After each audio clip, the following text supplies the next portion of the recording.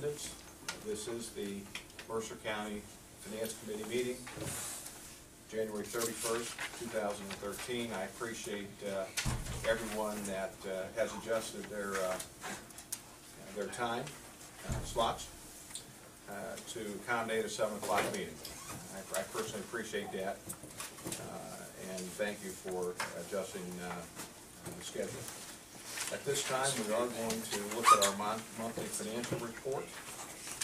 And being that this is the first time I've chaired the Finance Committee, what is the normal protocol as far as how we look at the financial report? Do we turn it over to our treasurer to give us a report? Do we talk to Phyllis and she enlightens us? Is it a combination thereof? Okay. Let's start. Okay. Well, I'm kind of new here and learning, so I just wanted to make sure that I did not in any way offend the lady to my right. Okay, Mike, well, we'll go ahead and turn it over to Mike at this time, and we're all ears, Mike. Draw your attention to the first report. That's our county investments that we have now in the general fund. You can see we still have nothing invested, and our checking account got really drained, but we do have everything paid, including payroll, which is tomorrow, but technically today because we had to have it in the bank today. So we only have $680.48 on hand in checking. For the rest of the funds there, we're really sitting pretty well. The one other one that is a little low at this point in time is IMRF at just over $59,000 in checking, but I do have another distribution to make for property taxes. And our next big disbursement for that will be at the beginning of February. We will have another one in March that would affect the nursing home and the hospital employees, but after that we'll see a considerable amount not being have to be paid due to the retirement of those employees going off the county rolls for that, off those IRF rolls. Other than that, that's about all I have to point out specifically on that. The second page that I gave you is a amount of the cumulative debt that we have, whether for the general fund and IMRF, whether they be in the form of interfund loans or anticipation warrants we still have outstanding. In the general fund, the interfund loans, which general fund owes liability insurance, total at $800,000.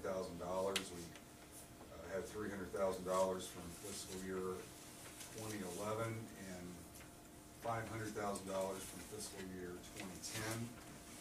General fund owes self-insured $140,000 as of the 20th of September, and general fund owes liability insurance $25,000 as of the 30th of August last year. And anticipation warrants still outstanding for the general fund of $250,000. So that total debt comes in at $1,215,000, and then the debt on the IMRF at $300,000 for anticipation warrants. And then the third page is summary of what we've done with the line of credit so far. I had to use a considerable amount there at the beginning of the year, calendar year, at $133,000, but we did have some bills we still had to pay and our claims, and then we had payroll, and then I had to use that on yesterday at $1,000. We were just a little short to pay our payroll, which came in at $103,000 for tomorrow. So what we have left to draw off that line of credit so far is $616,000.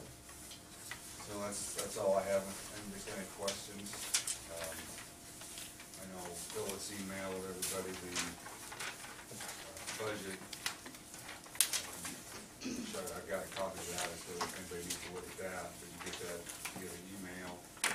Mike, I would like everybody to turn their attention to the summary of expense and projections. It was a report that Phyllis sent us. It's a two-page report. It's actually a very good overview of our appropriations as well as our income, for the first 2 months of the year, December and January. I think it's important to note that January revenue in this projection isn't all in as of this report, because I understand we subsequently did get a jail payment. Is that correct? What was that amount? 26,000. I never did see the check this, but it'll be in Paula's report. Okay. Okay. A couple of things that I just want to park and just so we have the dialogue as a finance committee to understand better, at least as a new board member and the chairman of the finance committee, thanks to the help of Mike and Phyllis, I'm starting to put my arms around our financial situation. I think it's important as we look at this sheet, there's a couple of things that I want to point out to the finance committee. First of all, for the first 2 months of the year, if you add up all these columns on the far right, which I did twice, but it's probably still off by a couple thousand. I just know how those things happen. But for the first 2 months of the year, we're actually over budget on expenses of $232,000. Now, some of that is clearly due to the liability insurance, okay? But I think we then have to take a look. There's a line here towards the bottom called transfers. Everyone see that line? And for the year, we had budgeted $17,000 in that line, okay?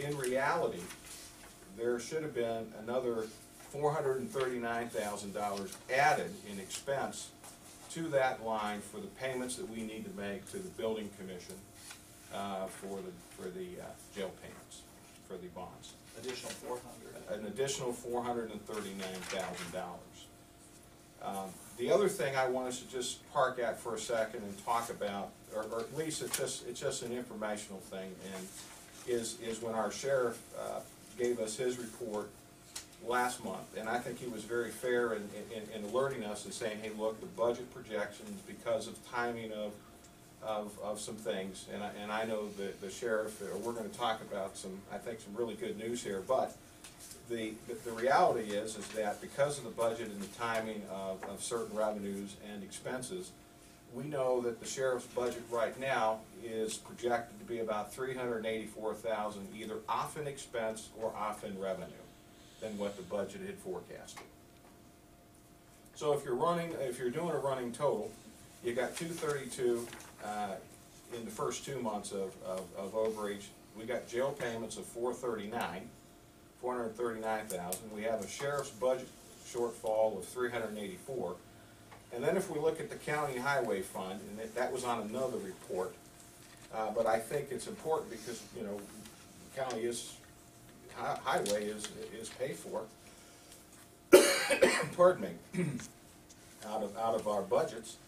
For the first 2 months of the year, they were running $225,000 over. Now, I'm assuming, did they make a large capital purchase on some equipment or something? Yeah. They did, Yeah. Okay, so that's really a timing thing, but the reality is that if everything carries forward, we're still gonna have $225,000 more than what we budgeted. Okay, so if you're continuing to run this total, like I did, that means that right now, and this is, if everything stays the same and everything happens like we think it's gonna happen on outside prisoner revenue, we're looking at a cash burn that I can see right now, between now and the end of the year, of about $1,281,000. Now, there is some good news. I don't think that cash burn is going to be as substantial, because if you took the time to look at the sheriff's or law enforcement meeting minutes, there's about $450,000 in U.S. Marshal revenue out there that has been accrued. It will be accrued from an accounting standpoint in the last year's, at least through December, into last year's audited statements that we haven't seen yet, obviously. But the good news is that that 450,000 will hit, I believe, in speaking with the sheriff's capable assistant, in the next 90 to 120 days, we should probably receive a large portion of what we have coming to us from the U.S. Marshal Service, about 450,000 or so, from June through January. So that's good news. It's good news from the standpoint that there's going to be significant deposits made, hopefully keeping the line, Mike, at somewhat at manageable levels. I mean, you hate to get into a line and the first 2 months you use the whole thing, and then you're using your line basically in the wrong way it's supposed to be used. A line is supposed to be used for timing things, and it seems like that's how it's being used right now. But I think it's important for us to keep vigilant and understand that and again, I may have miscalculated some of these things. Being a newer member, I'm still trying to understand, and in speaking with Phyllis, she's taken a couple years, and it's taken her a while to understand, but this is an excellent report that Phyllis put together, and it helped me to map out what our cash burn potentially could be. So I don't think we can lose sight of that as we move forward.